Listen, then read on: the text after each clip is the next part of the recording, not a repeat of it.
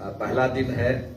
ये 2 दिनों का सद्भावना सम्मेलन है और आप जानते हैं कि हम चाहते हैं कि हमारे जीवन में सद्भावना हो, हमारे परिवार में सद्भावना हो, हमारे गांव में सद्भावना हो, हमारे जिले में सद्भावना हो, हमारे प्रदेश में सद्भावना हो, हमारे देश में सद्भावना हो। ये सबकी कामना होती है। हमारे संतों ने कहा, उनकी जो प्रार्थना थी, सर्वे भवन्तु सुखिनः सर्वे सन्तु निरामय। उन्होंने विश्वात्मा प्रभु से यह प्रार्थना की कि हे प्रभु, सब सुखी हों, सब निरोग हों। और ये तभी होता है जब आदमी की आत्मा एलिवेटेड हो जाती है, जब हमारी आत्मा स्पिरिचुअली इवॉल्व हो जाती है, तो हम जात पात से, नैरो माइंडेडनेस से ऊपर उठ करके हम संसार की मंगल कामना करते हैं। और इसीलिए आपने देखा होगा कि G20 के अंदर वसुधैव कुटुंबकम की जो भावना व्यक्त की गई, उसके अंदर 1 अर्थ, 1 फैमिली एंड 1 फ्यूचर की बात कही गई। ये इसलिए कहा गया क्योंकि हमारे ऋषियों का यही सिद्धांत था कि सब सुखी हों। उन्होंने ये नहीं कहा कि मेरी जात सुखी हो, मेरा गोत्र सुखी हो, मेरा इलाका सुखी हो, सारे संसार की मंगल कामना की। और आप जानते हैं कि जब दुनिया में हार्मनी होती है तो तेल की कीमतें कम होती हैं और प्लेन वायुयान का जो है टिकट्स जो हैं सस्ते और कम होते हैं। और जब आपने देखा होगा वॉर्स होती हैं तो काफी फ्लाइट्स जो हैं वो दूसरी तरह से जा रही हैं, टिकट्स महंगे हो गए हैं, ऑयल महंगा हो गया है और वेपन्स की बिक्री शुरू हो गई है, तो काफी कुछ डिस्टेबलाइजेशन हो जाता है। तो इसलिए ये बहुत जरूरी है और हिंदुस्तान अपनी भूमिका निभा रहा है। एक मैं समझता हूं कि निश्चित रूप में बहुत स्ट्रांग और बहुत पावरफुल भूमिका निभा रहा है। और आपने देखा होगा जिस प्रकार से हमने बहुत से विषयों पर अपने विचार व्यक्त किए, तो दुनिया के अंदर भारत का गौरव बढ़ा है। मुझे 2.5 महीना पहले अमेरिका जाने का मौका मिला। मैंने पासपोर्ट दिया और जो इमिग्रेशन ऑफिसर था अमेरिका का, वो मुझसे पूछने लगा, how is Modi ji doing. तो ये भारत का प्रभाव दिखाता है कि अब भारत को लोग रिकॉग्नाइज करने लगे हैं, भारत को सम्मान देने लगे हैं और भारतवासियों का बहुत बहुत गौरव बढ़ा है। हम ये चाहते हैं कि हमारा टूरिज्म और बढ़े, आपके क्षेत्र में भी टूरिज्म हो। अभी अभी मैं अरुणाचल से आ रहा हूं, तो अरुणाचल में भी मुझे पता लगा कि भगवान कृष्ण ने रुक्मणी से जो विवाह किया था, तो रुक्मणी अरुणाचल की थी। और भीम ने जो हिडम्बा से विवाह किया था, हिडम्बा नागालैंड की थी। इसी प्रकार से अर्जुन की जो वाइफ थी वो मणिपुर की थी, उलिपी। और दुर्योधन की वाइफ जो भानुमति थी वो आपके गुवाहाटी की थी। तो ये महाभारत सर्किट एक बन सकता है। यहां पर भी आपको पता है कि सिक्किम के अंदर किरात के रूप में भगवान को माना जाता है, किरातेश्वर के रूप में। तो ये सारा इलाका जो है ये हमारे टूरिज्म सर्किट में, महाभारत सर्किट में अगर आता है तो इससे बहुत टूरिज्म बढ़ेगा। आपने परशुराम कुंड का नाम सुना होगा, काफी टूरिज्म वहां होता है। और निश्चित रूप में यहाँ की जो रमणीय घाटियां हैं, यहाँ के जो हिमाच्छादित पर्वत चोटियां हैं, वो बरबस लोगों को आकर्षित करती हैं। और यहाँ की जो हवा है, वेरी क्लीन एंड वेरी बामी, वेरी हेल्थ गिविंग। बहुत यहाँ पर मैं समझता हूँ कि बहुत सफाई और बहुत कुछ वायुमंडल के बारे में, एनवायरमेंट बहुत अच्छा है यहाँ का। तो इसके लिए निश्चित रूप में टूरिज्म यहाँ बढ़ेगा, मैं ऐसी कामना करता हूँ। और हम ये चाहेंगे कि केंद्र भी यहाँ मदद करे टूरिज्म को बढ़ाने में। एक क्वेश्चन, आप लोग जैसे सिलीगुड़ी में सद्भावना सम्मेलन हर साल होता है 31 दिसंबर और 1 जनवरी को, तो फिर दार्जिलिंग में, कर्सियंग में या हमारे जो छिमेकी राष्ट्र सिक्किम में ऐसा भी कोई सद्भावना सम्मेलन उधर भी होने का कोई? उधर भी करेंगे, हम लोग करते हैं, हमारे फंक्शंस होते रहते हैं। पर आपको पता है कि शीतकाल के अंदर, क्योंकि पर्वतों में काफी ठंडी हो जाती है, तो लोग नीचे सिलीगुड़ी की तरफ आ जाते हैं। इसलिए हम करते हैं ताकि कांग्रीगेशन का ये पॉइंट बहुत सेंटर पॉइंट होता है। और कांग्रीगेशन करने में हमें लैंड भी चाहिए, जमीन भी चाहिए, काफी कुछ उसमें सुविधाओं की आवश्यकता होती है। पर हमारे सिक्किम में भी प्रोग्राम होते हैं, खरसियांग, जगह जगह हमारे कालिम्पोंग में भी हमारे आश्रम हैं, वहां भी हमारे कार्यक्रम होते रहते हैं। हमारा ये लक्ष्य रहता है कि रिमोटेस्ट कॉर्नर ऑफ इंडिया वहां पर भी हम जाकर के अपनी संदेश को दें, ताकि कोई आदमी हमारे संदेश के बिना न रह सके। आज सिक्किम का सीएम आ रहे हैं इधर में, पीएस गोले जी, और उनके विषय में थोड़ा बता दीजिए ना। हाँ, गोले जी आ रहे हैं सिक्किम के, वो आज आएंगे, हमारे साथ रात को बिताएंगे और निश्चित रूप में हमारी संस्था को देखेंगे। उन्होंने भंडारा को भी उसका निरीक्षण करेंगे, कैसे हम लोगों को खिलाते हैं। तो वो हमारे कार्यक्रम में वो सम्मिलित होने जा रहे हैं, उनका भी अभिनंदन करते हैं, उनका स्वागत करते हैं।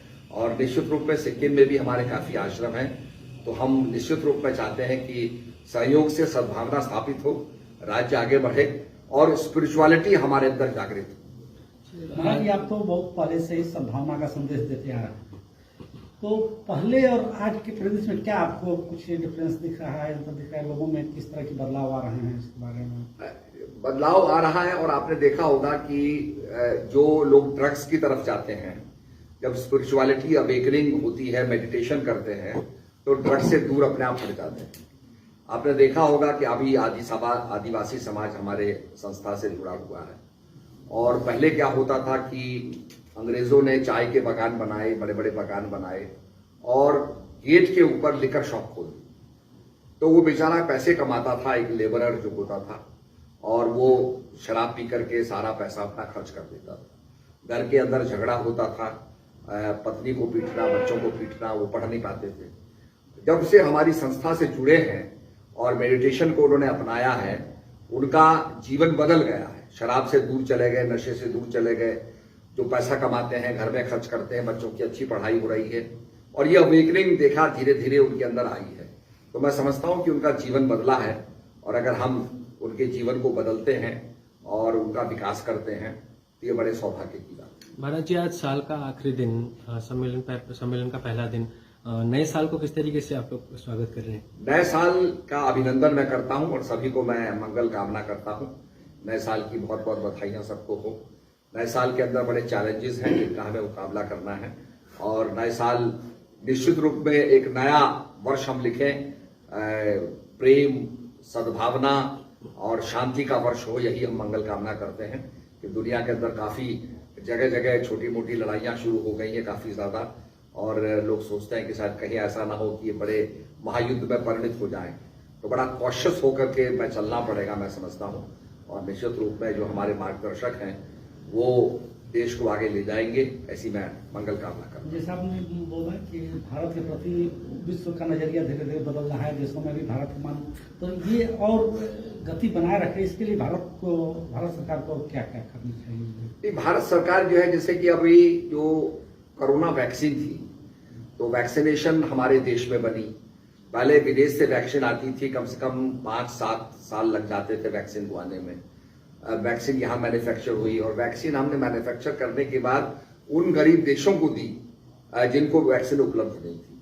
तो diplomatically we achieved a lot of, क्या कहते हैं, वेट इन दैट, क्योंकि उन लोगों को था कि भाई हमें तो मिलनी नहीं है, तो ये हिंदुस्तान ने दी है। तो मतलब काफी डिप्लोमेट्स ने हमें भी कहा कि भाई हमारे शरीर के अंदर आप ही की वैक्सीन दौड़ रही है, और हमारी वैक्सीन अच्छी थी। मतलब वर्ल्ड के अंदर जो और वैक्सीन अमेरिका ने बनाई, रशिया ने बनाई, उसकी तुलना में हमारी वैक्सीन वॉज मोर पावरफुल।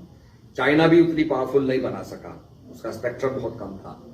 अब दूसरा वेरिएंट आ गया है JN1, उसके लिए हमको तैयारी करनी है। तो निश्चित रूप में आने वाले वर्ष के अंदर हम कॉशियस होकर काम करें। हमारे मेडिकल डॉक्टर्स जो है, क्योंकि लोग विश्वास नहीं करते थे कि सबको वैक्सीनेट आप कर देंगे, और ये इतना बड़ा ड्राइव था, और पूरे देश के अंदर लोगों को वैक्सीनेट किया गया, ट्वाइस वैक्सीनेट किया गया, कहीं कहीं तो 3 दफे भी वैक्सीनेट किया गया। ये अपने आप में बहुत बड़ी उपलब्धि थी। गोरखाओं के लिए आप क्या बोलना चाहते हैं? गोरखाओं के लिए तो मैं ये बोलूंगा कि उनकी जो भाषा है उसको 8 शेड्यूल के अंदर मान्यता प्राप्त हो गई है। हम लोगों ने पदयात्रा की थी यहाँ से बागडोगरा से लेकर के गैंगटॉक तक, और हमारी यही मांग थी कि नेपाली भाषा को 8वीं अनुसूची में 8 शेड्यूल के अंदर उसको मान्यता मिले। तो वो स्वीकार हुआ है, और ऑफिशियल लैंग्वेज जो है गोरखा बनी है। निश्चित रूप में उसका प्रोत्साहन होना चाहिए, साहित्य लिखा जाना चाहिए, और पीरियोडिकल्स उसमें लिखे जाने चाहिए, क्योंकि हमारा वो मूल है। और इसके साथ साथ मैं समझता हूं कि उस कम्युनिटी को, और भी हमारी कम्युनिटी को अभी कुछ स्कीम्स आ रही हैं, उसके तहत वो फायदा उठाएं, और आगे बढ़ें, यही मैं कामना करता हूँ। महाराज जी, एक जैसे कि हमारे देश में बहुत सारे धर्म है, पंथ है, संघ संस्था है, उनके कंपैरिजन में मानव धर्म किस अलग है या किस तरह से देखा जाए? मानव धर्म समग्रता से देखता है, होलिस्टिक देखता है। हम लोग संकीर्णता से नहीं देखते हैं और हम सोचते हैं कि सभी मानव का भला हो। इसमें कोई हमारे यहाँ जात पात का बंधन नहीं है, ना हम जात पात को मानते हैं। हम ये मानते हैं कि जात पात पूछे ना कोई, हरि का भजे सो हरि का हो। तो हम किसी भी आदमी को नैरो लाइंस में बांटते नहीं है। हमारा मानना है कि मनुष्य का भला होना चाहिए, मनुष्य का स्पिरिचुअल विकास होना चाहिए और जो हमारी सुषुप्त चेतना है वो जागृत होनी चाहिए। आप सभी को सद्भावना का संदेश देते हैं, सभी को एक सद्भावना का वो एक साइड में आप अपने राज्य को भी आगे लेके जा रहे हैं पॉलिटिक्स में। दोनों को एक तरह से लेके जाना कितना कठिन है आपके? हम लोगों के कुछ आइडियाज हैं जो हमने अपने राज्य में इम्प्लीमेंट किए हैं, उत्तराखंड में इम्प्लीमेंट किए हैं। हमने वहां बहुत से सर्किट्स बनाए हैं। तो जैसे आप जानते हैं कि जो भगवती को मानने वाले हैं उनके लिए हमने भगवती का सर्किट बनाया है, जिसको हम कहते हैं शाक्त सर्किट। उसमें हमने बड़े प्राचीन मंदिर भगवती के लिए हैं, 12 मंदिर हमने गढ़वाल रीजन के लिए हैं, 12 मंदिर हमने कुमाऊं रीजन के लेकर के 24 मंदिरों का सर्किट बनाया है। ऐसे हमने एक वैष्णव सर्किट बनाया है, विष्णु भगवान के मंदिरों को लिया है। ऐसे हमने शंकर भगवान के शैव मंदिरों को लिया है। हमारे यहाँ तो 4 धाम भी हैं, बद्रीनाथ हैं, केदारनाथ हैं, यमुनोत्री है, गंगोत्री है। इसके साथ साथ हमने नवग्रह सर्किट बनाया है, गोलजू सर्किट बनाया। एक हमारे यहाँ देवता है गोलजू, जिनकी पूजा होती है, गोलजू सर्किट बनाया है। उसके बाद हनुमान सर्किट बनाया है। तो काफी सर्किट्स हमने बनाए हैं। और हम ये भी चाहते हैं कि हमारे यहाँ कुछ केव पेंटिंग्स निकली हैं, लखू डीआर के अंदर केव पेंटिंग्स हैं, जो करीब 5000 साल पुरानी पेंटिंग्स हैं। तो हम ये भी बताना चाहते हैं अपने लोगों को कि यहाँ पर प्री हिस्टोरिक पेंटिंग्स हैं और आप देखिए कि कितना पुरातन काल में आदमी यहाँ रहता था। आपने देखा होगा कि हिमालयन रीजन को पहले सी ऑफ टीटीज कहा जाता था, क्षीर सागर। उसके बाद माउंटेन फॉर्म हुआ, समुद्र का पानी कई जगह कैप्टिवेट हो गया, जम गया और बाद में वो पिंक सॉल्ट के रूप में निकला है। तो आज डॉक्टर्स कहते हैं कि pink salt is very healthy to eat, समुद्र के सॉल्ट से अच्छा पिंक सॉल्ट है। तो पिंक सॉल्ट भी हमारे यहाँ निकलता है। हमारे यहाँ 4 धाम यात्रा बहुत चल रही है। Last year we had 46 lakh people coming to 4 Dham yatra. इस साल जो है हमारी 56 लाख पीपल के, और स्वयं हमारे प्रधानमंत्री नरेंद्र मोदी जी उसका प्रचार प्रसार करते हैं। वो केदारनाथ आते हैं, बद्रीनाथ आते हैं। तो लोगों को लगता है कि ये इलाके जो है महफूज हैं। हमारे यहाँ बादल फटते हैं, जैसे आपके सिक्किम में बादल फटा था, उसके लिए हमने डॉपलर रेडार्स लगाए हैं जो हमें पहले सूचना दे देते हैं और बादल फटने पे हमारी टीम काम करती है। सिलक्यारा के अंदर आपने देखा वो टनल कोलैप्स कर गई, तो पूरी फोर्स लगी थी और फोर्स ने उनको रेस्क्यू किया। तो हम ये कहते हैं कि क्लैमिटी को हम समाप्त नहीं कर सकते, पर क्लैमिटी के अंदर जो है बचाना लोगों का जो रेस्क्यू जॉब है उसके अंदर हम तेजी से करें ताकि ह्यूमन कैजुअलिटी ना हो। तो ये इसका हमारा लक्ष्य रहता है। इसके साथ साथ हमारे यहाँ अब ट्रेन जा रही है। When I was the railway minister, तो हमने ही वो सैंक्शन की थी और आज वो रेल जा रही है और कर्णप्रयाग से ऋषिकेश से कर्णप्रयाग तक ट्रेन जाएगी। तो आपके कन्याकुमारी से लेकर सीधी ट्रेन जो है कर्णप्रयाग तक जाएगी, बद्रीनाथ तक जाएगी। उससे बहुत फायदा होगा, हमारा टूरिज्म बढ़ेगा। और आज एलिवेटेड ट्रैक से आप देखेंगे कि देहरादून से और दिल्ली हम 2.5 घंटे में पहुंच जाते हैं। तो काफी स्पीडियर ट्रैफिक हो गया है और काफी मैं समझता हूं 4 लेन हमारा हाईवे हो गया है। हाईवे काफी कनेक्टिविटी हो गई है। मैं पीडब्ल्यूडी को हेड करता हूं, तो हमने एक ऐप बनाया है।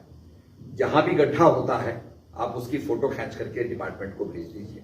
डिपार्टमेंट उसको देखता है, उसको रिपेयर करता है और फोटो खींच करके रिपेयर की जो फोटो होती है वो आपको भेज देता है। तो within 10 days to 15 days आपको पता चल जाता है कि वो गड्ढा भर गया है। तो इस प्रकार का हमने ऐप बनाया है। तो ये काफी अच्छा रेवोल्यूशनरी आइडिया हमारा है। बाकी हम लोग जो हमारे गांव हैं उनकी कनेक्टिविटी हम कर रहे हैं।